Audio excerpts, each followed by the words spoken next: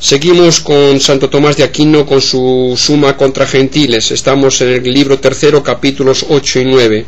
Razones por las que parece aprobarse que el mal es una naturaleza o algo real, y soluciones de las mismas. Parece que se podría rebatir la doctrina anterior con algunas razones. Cada cual recibe su especie por su propia diferencia específica. Ahora bien, el mal es, en algunos géneros, la diferencia específica, a saber, en los hábitos y actos morales. Pues así como la virtud es, según su especie, un hábito bueno, del mismo modo el vicio contrario es, según su especie, un hábito malo. Lo mismo cabe decir de los hábitos de las virtudes y vicios. Luego el mal especifica algunas cosas. Por lo tanto, el mal tiene esencia y es connatural a algunas cosas. Dos cosas contrarias tienen una naturaleza común, porque si nada hubiera entre ambas, una sería con respecto a la otra una privación o una pura negación. Se dice que el bien y el mal son contrarios. Luego el mal es cierta naturaleza. Aristóteles en los Predicamentos dice que el bien y el mal son géneros de contrarios. Ahora bien, todo género tiene esencia y naturaleza, pues el no ente ni tiene especies ni diferencias. Por eso lo que no es no puede ser género. Según esto, el mal tiene esencia y naturaleza. Todo lo que obra es un ser. El mal obra en cuanto mal, pues se opone al bien y lo corrompe. Luego el mal, en cuanto tal, es un ser. Como se dan el más y el menos, ha de haber cosas sujetas a un orden, pues las negaciones y privaciones no son susceptibles de más y menos. Es así que entre los males uno es peor que el otro. Al parecer, pues, es preciso que el mal sea un ser. El ser y el ente se convierten. El mal existe en el mundo, luego es ser y naturaleza.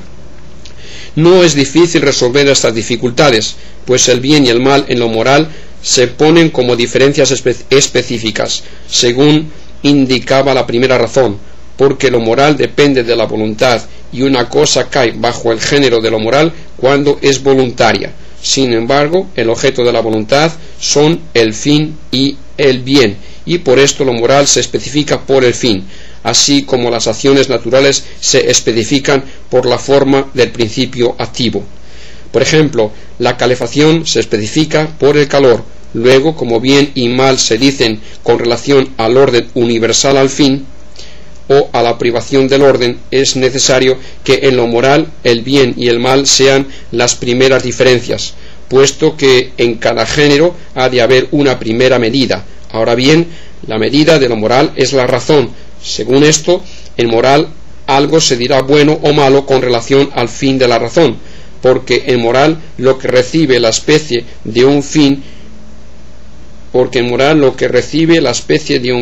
conforme a la razón se llama específicamente bueno, mas lo que se especifica por un fin contrario al de la razón se dice específicamente malo. Sin embargo, este fin, aun cuando suplante al de la razón, es no obstante algún bien, como lo es lo deleitable con respecto a los sentidos. De aquí que hasta para algunos animales sean bienes los deleites, como lo son también para el hombre cuando están moderados por la razón. Y así sucede que lo que es malo para uno es bueno para otro, y por esto ni aun el mal, considerado como diferencia específica dentro de lo moral, implica algo malo esencialmente, sino algo que en sí es bueno, pero malo para el hombre porque destruye el orden de la razón, que es el bien del hombre. Y esto demuestra también que el mal y el bien son contrarios si se toman en sentido moral, pero no en absoluto, como indicaba la segunda razón, pues el mal en cuanto tal es la privación de bien. Del mismo modo puede interpretarse el dicho de que el mal y el bien en sentido moral son géneros de contrarios, que es lo que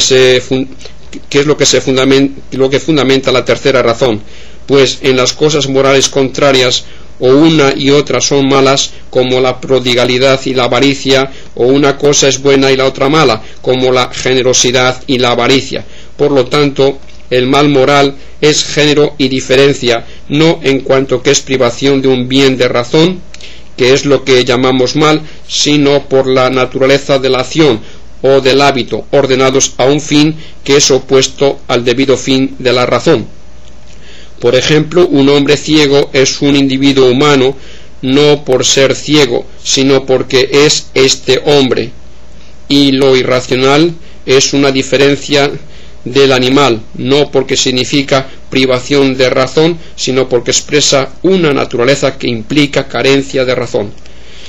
Puede añadirse también que Aristóteles llama géneros al bien y al mal no porque él los sostenga, pues entre los 10 primeros géneros, en que cada uno de los cuales se encuentra alguna contrariedad, no los enumera, sino que lo hace siguiendo la opinión de Pitágoras, quien sostuvo que el bien y el mal son los primeros géneros y principios, añadiendo a cada uno 10 predicamentos. A saber, bajo el bien colocó lo finito, par, uno, derecho, masculino, quincuente, recto, luz, cuadrado, y por último el bien. Y bajo el mal los siguientes: infinito, impar, plural, izquierdo, femenino, movimiento, curvo, tinieblas, desigual, y por último el mal. Y así también en muchos lugares de sus libros sobre la lógica se sirve de los ejemplos de algunos filósofos como de cosas probables para aquellos tiempos. No obstante, dicha afirmación tiene algo de verdad, pues es imposible que lo probable sea absolutamente falso, pues en las cosas contrarias una se considera perfecta y la otra disminuida, como si estuviera mezclada con cierta privación. Por ejemplo, lo blanco y lo cálido son perfectos, pero lo negro y lo frío son imperfectos, como con una privación expresa. Y como toda disminución y privación pertenecen a la razón de mal, igual que toda perfección y complemento pertenecen a la razón de bien, síguese que en los contrarios uno parece estar comprendido bajo la razón de bien y otro bajo la razón de mal, y en este sentido el bien y el mal parecen ser los géneros de todos los contrarios. Y por esto se ve también de qué manera se opone el mal al bien, que fue el motivo de la cuarta razón, pues según como se les mezclan a la forma y al bien naturalmente buenos y que son verdaderos principios de acción, la privación de la forma y del fin contrarios, la acción resultante de tal forma y de tal fin se atribuye a la privación y al mal, aunque accidentalmente, porque la privación en cuanto tal no es principio de acción alguna. Por esto Dionisio, en el capítulo 4 de los nombres divinos, dice que el mal no lucha contra el bien, sino en virtud del mismo bien, pues de sí es impotente y débil, o sea, que no es principio alguno de acción. Sin embargo, se dice que el mal corrompe al bien, no sólo obrando en virtud del bien, como hemos expuesto, sino también propia y formalmente, como se dice que la ceguera corrompe la vista. Igual que decimos que la blancura colorea la pared, porque es el color tal de la pared. Además, se dice que algo es con respecto a otro más o menos malo según lo que se aparta del bien. Así pues, todo lo que importa privación aumenta o disminuye como lo desigual o lo diferente, porque se llama más desigual a lo que está más lejos de la igualdad, y más diferente a lo que se aparta más de lo semejante. Por eso se dice más malo a lo que tiene mayor privación de bien, o sea, como más distanciado del bien. Y las privaciones aumentan no porque tengan alguna esencia, como las facultades y las formas, como objetaba la quinta razón, sino porque aumenta la causa privante. Por ejemplo, el aire se hace más tenebroso cuando se multiplican los obstáculos de la luz, porque entonces está más lejos de participar de la luz. Se dice también que el mal está en el mundo, no como si estuviera una esencia determinada no como si tuviera una esencia determinada o fuera alguna cosa, como indicaba la sexta razón, sino en el sentido de que llamamos mala a una cosa por el mismo mal, tal como decimos que existe la ceguera u otra privación porque el animal es ciego por la ceguera.